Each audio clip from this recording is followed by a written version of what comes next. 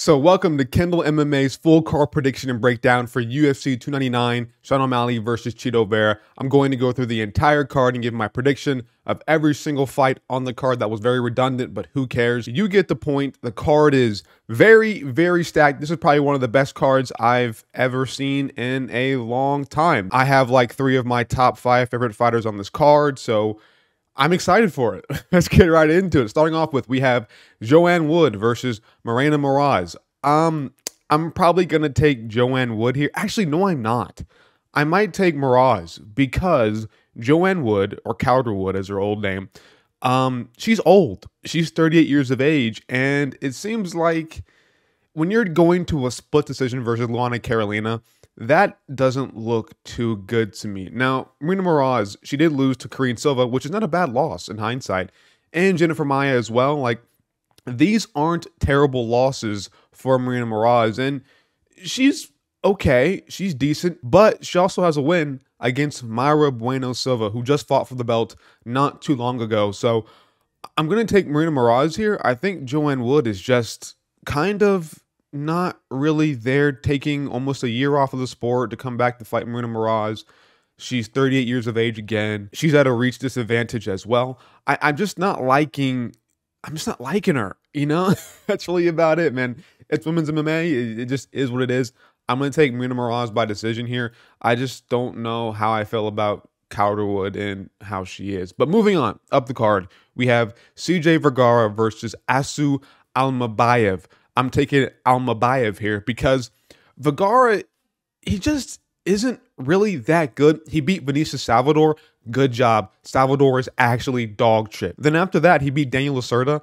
And Lacerda is by far and away the worst UFC flyweight that I've ever seen ever in my life. He's 0-5 in the UFC, just got cut, I think, or at least he should be getting cut, if not just yet. But Lacerda is garbage, and he had Vergara running for his life in the octagon, and you just shouldn't be getting hurt or be in any sort of danger versus Lacerda. I'm sorry, that just is so stinky to me. Lost to Tatsuro Taira, lost to Ode Osborne, and Almabaev pretty much just completely grappled up Almabaev. This is an easy pick for me. I think Almabaev has talent. He's going to grapple up Vergara fairly easily. He might even submit him as well. Like, I don't think Vergara is that good. Plus, he's a bit feminine to me. That's not a problem. That's not an issue. Femininity is cool. You know, it's a good thing. But I think for fighting, Vergara just makes me feel a little bit weird. So I will be taking Asu Almabaev to grapple up CJ Vergara. If Tatsuro Taira can do it,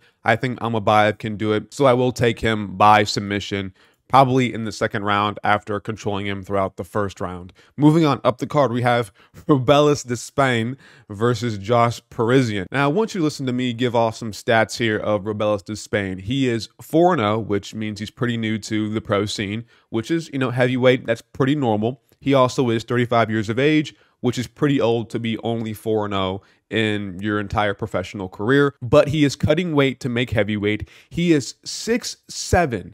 6'7". He's a tall dude with an 87-inch reach.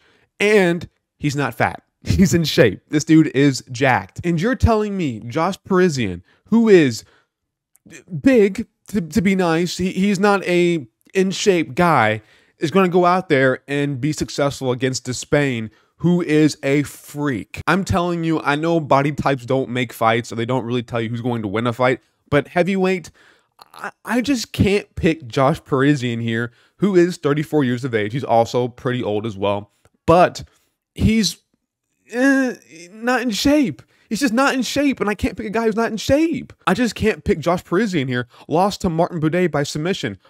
No, lost to Jamal Pogues. Pogues is obese as well. Like, I just can't pick a guy who is not in shape for heavyweight versus a guy who is in shape for heavyweight. I just can't pick Josh Parisian here. Despaigne, even though he may be inexperienced and may be old, I just think he is probably going to be more talented and more naturally gifted than an obese Josh Parisian. I'm sorry, I'm taking Despaigne here. I think by first round KO. I think he absolutely messes up Josh Parisian's face and KOs him in round 1. There's just no point in picking Josh Parisian here. He's just a heavyweight that is a heavyweight. Like, there's not much to him besides he's just a big dude. That's literally just it. And that's the only reason why he's in the UFC, because he is a big dude who is willing to fight at heavyweight. Moving on up the card, we have Michel Pereira versus Michal Oleksiejczuk. Now, Michel Pereira, I was thinking about it for a little bit, man. And Michel Pereira, I don't really like what he's been doing recently. Yeah, he beat Andre Petroski, but Petroski just got done pretty much, I wouldn't say getting fraud checked by Gerald Meerschaert, but he didn't look too good against him. But you know what, whatever, first round KO, that's nice. He then goes on to have a split decision versus Santiago Ponzinibbio, which Ponzinibbio, yeah, he's old, vet, crafty. At that point in his career, he was still somewhat decent. This was a year and 9 months ago, by the way. But Ponzinibbio, you shouldn't be really going to a split decision versus him anymore in his career. Fialho didn't KO Fialho, and Fialho is one of the most chinniest fighters in the UFC at that time. And at one point, I really did like Fialho. Like, I thought he had potential to be a close to the ranking sort of guy. I thought he would at least have a career in the UFC, but his chin just wasn't made for the sport. And Michel Pereira couldn't KO him. He just couldn't finish him. We watched Muslim Salikov, that old man, finish Andre Fialho, and Michel Pereira couldn't do it. And his wins just aren't really that good. Nico Price doesn't also have a very good chin. Like, I wouldn't say he's like the most chinniest guy of all time, but Robbie Lawler chinned Nico Price at his age. Like, these guys are guys who can be chinned, and Michel Pereira is not chinning them, and that's really worrying me. And I think if he does beat Michal Oleksiejczuk, he has to chin him. Like, he has to chin Michal Oleksiejczuk, and if he can't chin these lighter welterweights, I can't pick him to chin a bigger middleweight. And one thing with Michel Pereira is that he's just so active, and he throws so many wild, goofy shit that he gasses himself in the later rounds. And Michal Oleksiejczuk is one tough ass dude. Like, he is a really tough dude, and I don't think he's going to be finished by Michel Pereira.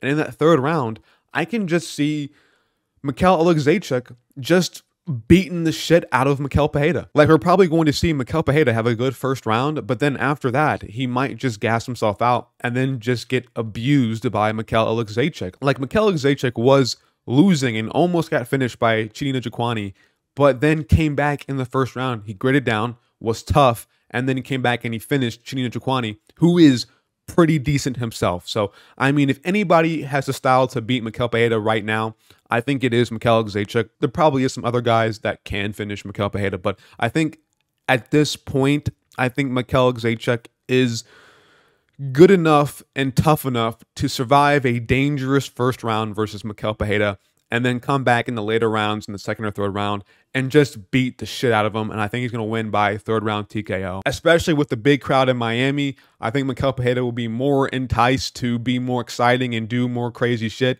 and gas himself out further. So again, I'm taking Michal Oleksiejczuk to win by third round TKO. Moving on. Up the card, we have Philipe Lins versus Jan Cutelaba. Can Jan Cutelaba have a decent level IQ? And I think he will versus Philipe Lins. Jan Cutelaba, I know that he has a really bad streak of being a terrible IQ fighter. He has his very dumb moments. Like, they are very, very bad. But he is only 30 years old. Like, he's still kind of coming into his prime of his career. And I think he just, like, he almost finished, what, Dustin Jacoby in the first round. Like, he had a tough fight with him. And when I go through Cutelaba's losses, a lot of them have a reoccurring theme in them, and that he's fighting dudes who are just big light heavyweights, like massive light heavyweights who have a ton of power, like Canadian Nzechukwu. Very tall dude, very big dude for the division. Like, he is a big light heavyweight. He could probably fight at heavyweight if he wanted to. He lost to Johnny Walker, who, again, explosive guy, big dude for light heavyweight.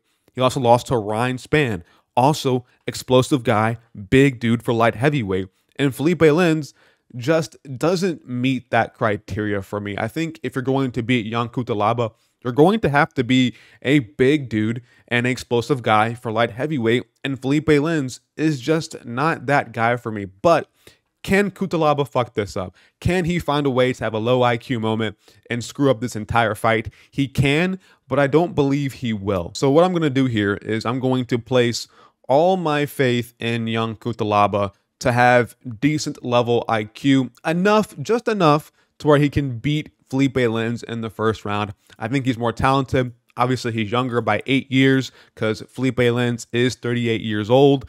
I think that Cutelaba is more talented. I think he's more explosive. I think you have to at least match Cutelaba's explosivity, if that's even a word. I think you have to at least match his, raw power, raw strength to beat him. And I don't think Philipe Lins can match that. So I'm taking Cutelaba by first round TKO. Moving on, up the card, we have Pedro Munhoz versus Kyler Phillips. Kyler Phillips is good, but I think his style relies too much on the fact that he wants to finish you in the first round. This guy is wild. He's crazy. He'll do a spinning wheel kick into a double leg. Like, he does so many different things, and he's very dynamic.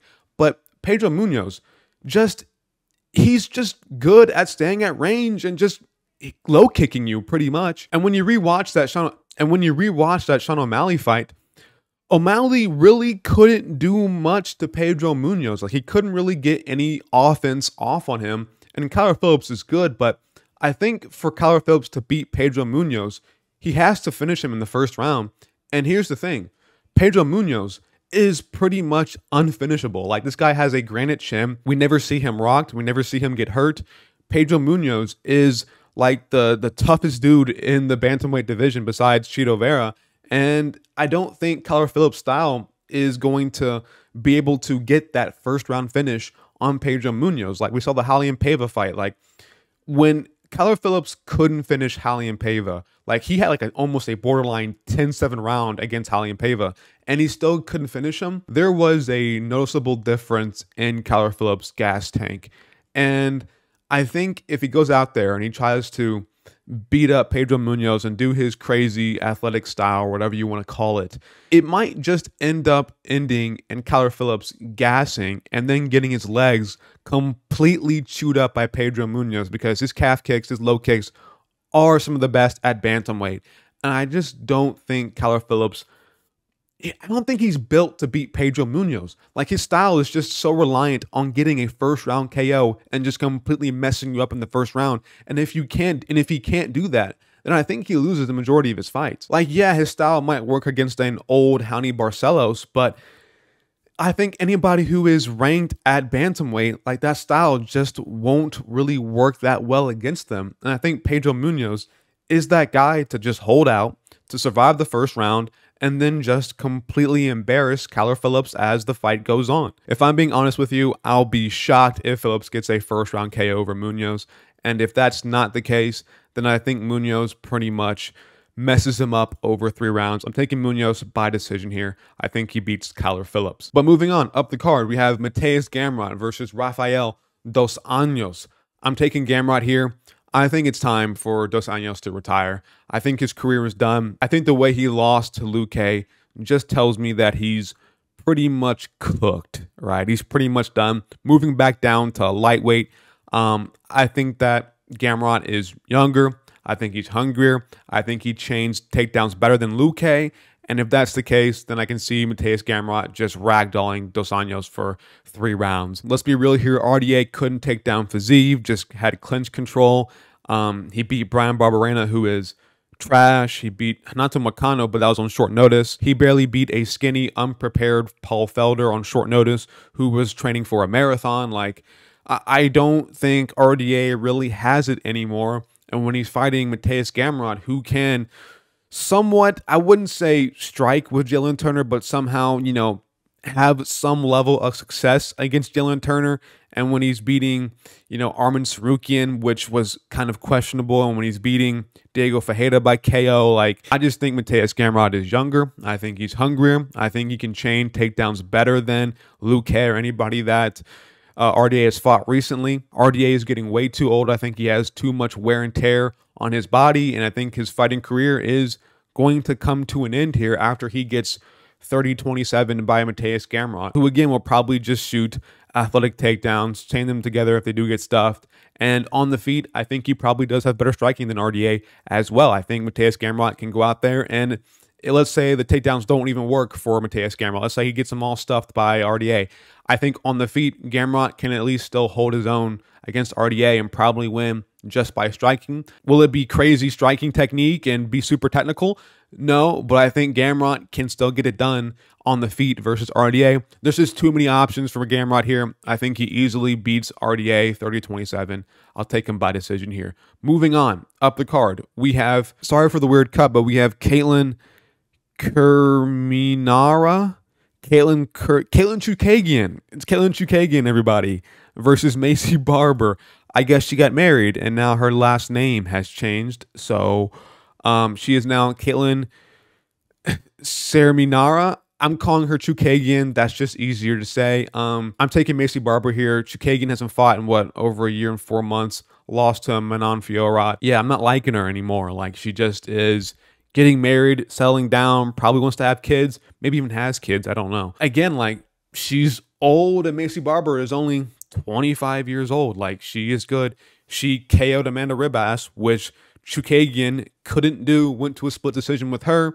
I mean, she beat Andrea Lee, which was a very sus decision by Maycee Barber. Like, going to a split decision versus Andrea Lee is not the best look, but again, she is very young, and she is improving. And Chookagian, again, 35, taking over a year off the sport, changing her last name, getting married. I think her mind might be elsewhere in life right now, and it might not be solely focused on fighting. And if that's the case, I think a young and hungry Maycee Barber, dude, it's women's MMA. What do you want me to fucking say here? I can't really give you this full in-depth breakdown of Katlyn Chookagian versus Maycee Barber. Barber's good. Chookagian isn't. That's really about it. I think Maycee Barber wins this by decision. It is what it is. Moving on up the card, Curtis Blaydes versus Jailton Almeida. Here we go. Curtis Blaydes is overrated. I hate to say it, man. He couldn't take down Derek Lewis, and Almeida pretty much just ragdolled Derek Lewis for 5 rounds. It looked stupid. Like, he could have finished Derek Lewis at any moment, but he chose not to because Almeida probably has low IQ. But dude, this is the thing about light heavyweights. They need to move up. Just go to heavyweight. I'm pretty sure Almeida was like thinking to himself, you know what? Like, light heavyweight is a decent division, but these heavyweights, man, they're all big. They're all obese. I can take the 20-pound weight disadvantage, just move up and ragdoll these unskilled men who just don't really train that hard. Like, I hate to break it to you, but Almeida, he might be like a average light heavyweight, but at heavyweight, he's a monster. And that's just how things roll at heavyweight, bro. And Curtis Blaydes, like, he has this issue, man, where, like, maybe Curtis Blaydes can go out there, maybe he can get a first-round KO of Almeida. Like, when he fought Tom Aspinall, he did look pretty switched on early. He looked fast. He looked technical. When he fought Sergey Pavlovich, he was, you know, tagging Pavlovich a few times with his hooks, and Blaydes might be a bit dangerous on the feet here. But again, like, Curtis Blaydes he's not egregiously fat like some other heavyweights. He's not like really out of shape, but he still is out of shape. And Jailton Almeida is a roid freak abuser who is massive and who is young and who has, I believe, better takedowns than Curtis Blaydes. And I'm pretty sure at one point, I think he started as a boxer. Like, I don't think grappling was his first choice to get into MMA. And if that's the case, like, who knows? He might just go out there and just box up Curtis Blaydes and take him down at the same time. Like, Curtis Blaydes, again, he isn't the worst heavyweight of all time, obviously. Like, he is good. But is he that amazing? Like, KOing Chris Daukaus, great, awesome. Chris Daukaus is really bad. Beating Rosenstrike by grappling. Rosenstrike, again, like, I know Rosenstrike just beat Shamil Gaziev, but Gaziev, again, is a mouth breather who isn't good at all. And Curtis Blaydes was able to easily out-grapple him for 5 rounds. Cool, whatever. Or 3 rounds. I don't know how long it was. But cool, whatever. Like, just simply comparing their opponents, Almeida just has looked better against Curtis Blaydes with comparing their fights against, you know, Rosenstrike and against, whatever, Derek Lewis. Like, Almeida just is better than Curtis Blaydes. That's pretty much it. He's younger. He's, you know, he might be smaller than Curtis Blades, but I think skill for skill, Almeida is better, and light heavyweights should think about moving up to heavyweight more often. I think we should see a whole wave of light heavyweights just move up. Who cares? You don't need to be 265 to be at heavyweight. You can be 240 and get away with it because these guys just aren't skilled. So light heavyweights move up. I'm taking Jailton Almeida. I think he might actually sub Curtis Blades here.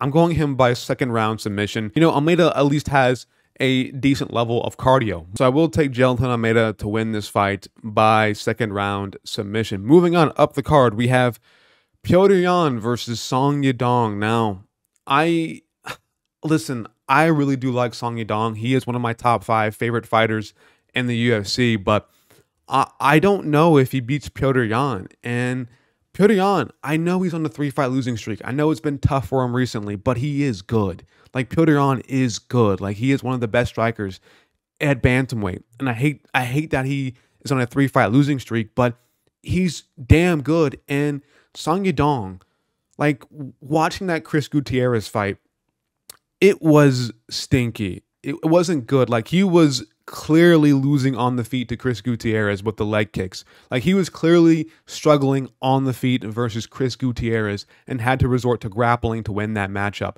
So it's like, do I think that Petr Yan is better than Chris Gutierrez?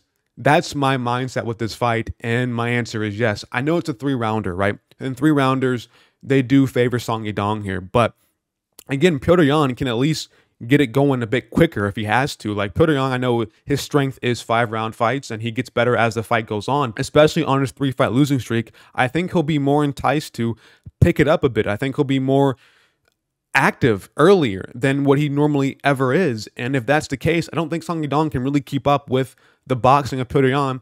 And this fight will be just a boxing match. Let's be honest here. It's going to be 2 guys boxing it out in the octagon. And I don't think that Song Yadong, he's good. He's young. I think he has potential. I think someday he will be fighting for a belt. But against Petr Yan right now in his career, I don't know if I can truly trust him to beat Petr Yan, who, again, is really, really good. He stuffed, like, what, over 40 takedowns from Robelis. Like, he arguably beat Sean O'Malley. That fight can be argued to be a robbery. I know he lost Aljamain Sterling, but, like, there are some issues for Petr Yan here against Song Yadong, but I think Yadong has to KO or really put down or drop Petr Yan, and I don't think he can do that. And I think Petr Yan, he's going to be more heavy on his lead foot. I think he's going to have a high guard like always. I think he can take the shots of Song Yadong, who took up until the 5th round to KO Ricky Simon. I just think that Petr Yan is better, and Song Yadong arguably lost to Chito Vera, which is not a bad loss, but he actually has a win over him, but it's not a bad. But then again, he did KO Marlon Moraes. And Marlon Moraes is the chinniest bantamweight, I think, of all time. Like, he had a really tough end to his career in the UFC. And I think I could probably KO Marlon Moraes. That's probably a hot take. But I think at that point, his chin was so done that anybody could have KO'd Marlon Moraes in the UFC. Now, obviously, I'm exaggerating. I don't think I could KO Marlon Moraes, but I think the majority of the bantamweight division could probably put down Marlon Moraes at that point.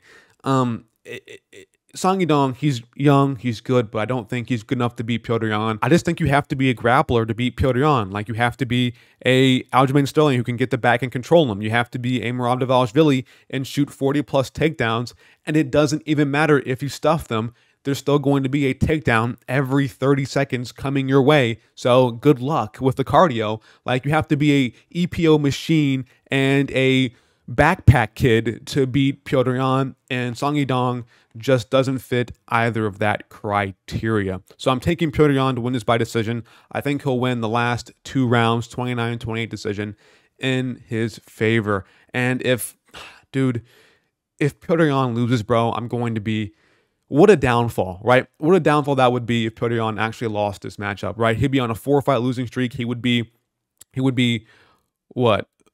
4-1 in his last 5. He'll also be 1-5 in his last 6. Like, if he does lose to Song Yadong, so it's like an old champion falling down to this at only 31 years of age, like, it would be a massive, massive downfall. But I still think he beats Song Yadong.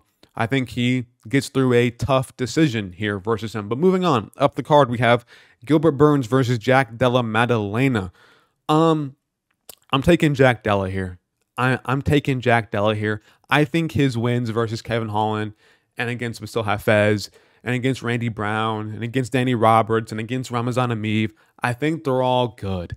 I think they're all good wins. And I think Gilbert Burns has one huge issue in his game, and that is the jab. I think Gilbert Burns does not deal well with the jab at all. And Jack Della Maddalena, he's a boxer.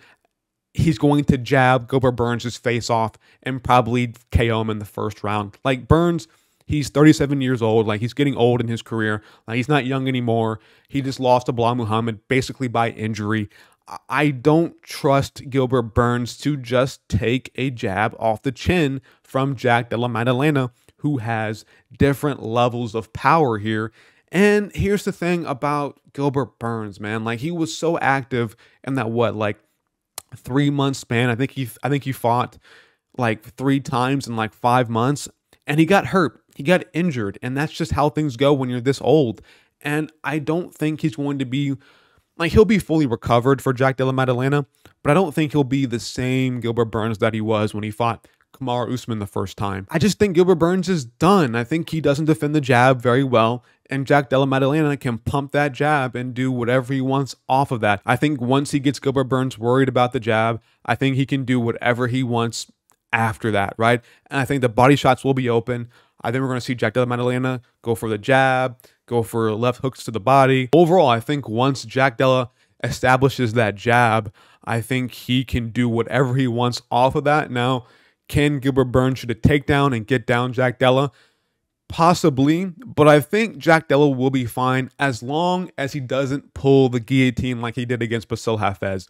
As long as Jack Della doesn't pull guillotines against Gilbert Burns, I think he KOs him in the first round, and I think he understands that. I think if he goes back and watches his own fight versus Michel Hafez, I think he realized that fight was only close because he pulled guillotines. And if he didn't pull guillotines, he probably gets Michel Hafez out of there in the first round. Like, honestly, he looked good just outside the fact that he was pulling guillotines every time he got taken down, and that was pretty suspect. But he beat Kevin Holland, and Kevin Holland is tall, rangy. He's actually a really tough matchup for Jack Della with a good chin as well. Like, Kevin Holland is a nightmare matchup for Jack Della, and he was able to go out there and I think comfortably outstrike him for 3 rounds. I know on technicality he won by split decision, but I don't care. You can argue that Jack Della won that fight 3 rounds to none versus Kevin Holland. And Gilbert Burns, I know he lost to Bilal Muhammad, and Bilal Muhammad's good. Let's be honest here. He's a good welterweight. Let's not beat around the bush about this. Bilal Muhammad is good, but that fight, we kind of have to put that to the side because, again, he hurt his arm in the first round.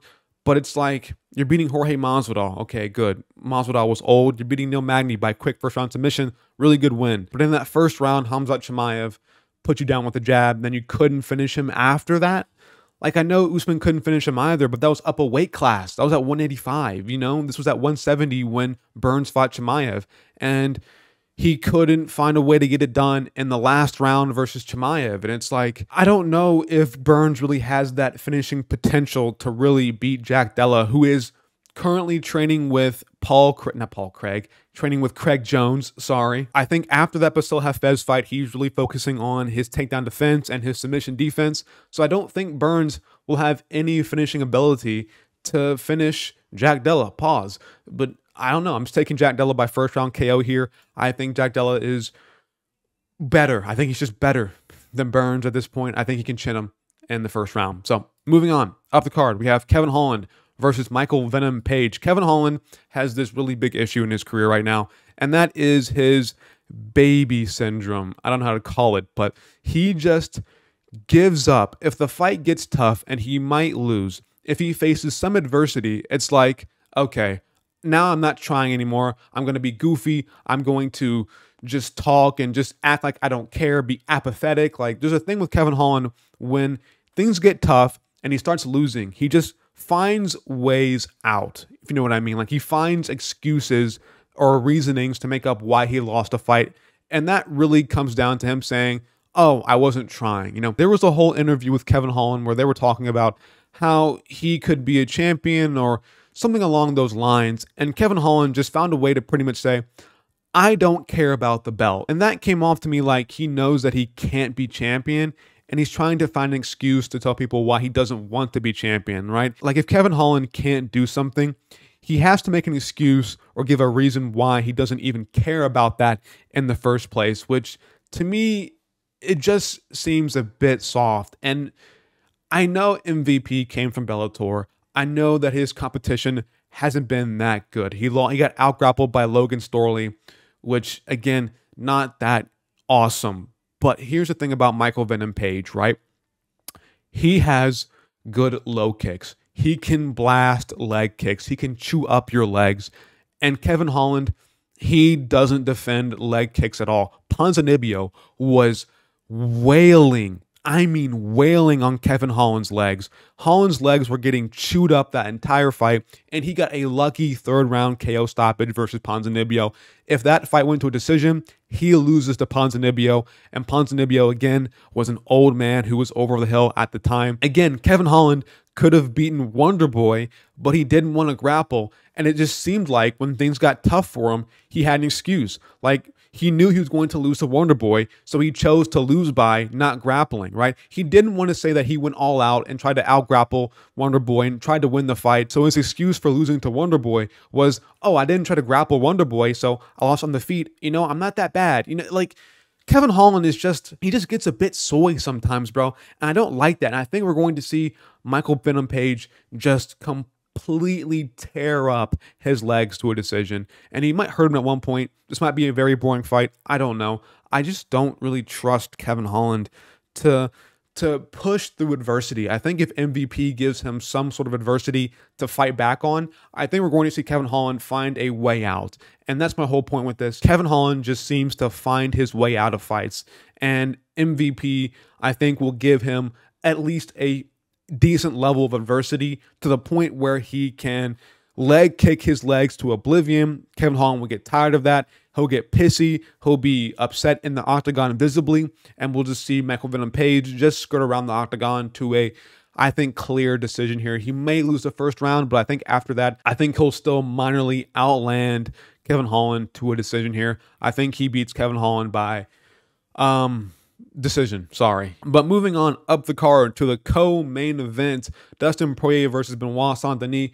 I already did a whole video about this, so I'll give you the cliff notes for it. Same thing for the main event. I already did a whole video about that. So for these last two fights, I'll give you just the cliff notes and just give my broad opinion of what I said in those videos. But overall, I said that Dustin Poirier, he needs to be able to stuff Benoit Saint-Denis' takedowns, and I don't think he can. I think he has very unflexible hips. I think he'll be backing up way too much. I think he'll be getting pressured by Benoit Saint-Denis. I think Poirier coming off a KO loss is the worst thing for him right now. I think his mind is not totally focused on winning fights. I think it's more about making money, and I think he will retire after this fight versus Benoit Saint-Denis, who is hungry, who has to, in my opinion, he has to shoot takedowns to beat Dustin Poirier. I think if he goes out there and he brawls with him, I think he might get finished here. But if BSD comes in with a good game plan, I think he can find a way to out-grapple and possibly submit Poirier, who does have issues getting back to his feet once he is taken down. And when he does get back up to his feet, he does often leave his neck exposed for a rear naked choke. So I think Benoit Saint-Denis can get Dustin Poirier out of there with a second round submission. Again, go watch my entire video. I break the whole thing down in that video. So I'm taking, again, Benoit Saint-Denis to win this fight by second round submission. And so now moving on to the main event. Again, watch my whole entire video that I made about this. We have Sean O'Malley versus Marlon Vera. I'm taking O'Malley to win this by decision. I think we're going to see good 3 solid hard rounds from O'Malley. I think he'll be clearly outstriking Marlon Vera. But I think once things get a bit tough for him in the 4th and 5th round, I think he might get cracked by Marlon Vera. But I think he will survive those later rounds. I think he will win by 48-47 decision versus Vera with a very controversial 5th round. Again, I think O'Malley is leagues better than Vera, but the issue that I have is that Cheeto is just so durable doesn't take any damage, very tough guy. He can do investment shots. He might have a good low kick. He might beat up O'Malley's legs. And I think in the later rounds, that might be an issue for O'Malley's footwork. And when O'Malley fought Pereira, we saw when he hits adversity, when he gets concussed, when he has a tough time, where he starts gassing, his footwork dies down, his hands drop a little bit too much. He can't really move in and out of range too effectively, and that leaves his chin pretty much exposed, and that can be a huge plus for Chito Vera in those later rounds.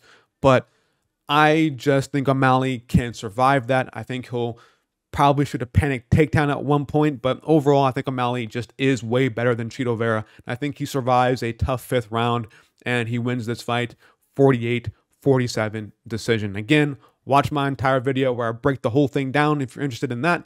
But I'm out of here, guys. That is my full card prediction and breakdown for UFC 299. If you enjoyed this video, like, subscribe, hit the bell icon for notifications. I'm out of here, guys. Peace. Holy shit, I'm so winded. Also, real quick, I forgot to mention this. Oh my God. I forgot to mention this real quick. I have a Topology group. Link in the description. If you want to join the Topology group and compete against me and compete against other people in my community and submit your picks, you can do that. So check that out. Go to my Topology group and find that link in the description and join the group and just see my picks. If you forget my picks, whatever, you want to see them again updated, yeah, it's there. I don't know. I'm out of here. Peace.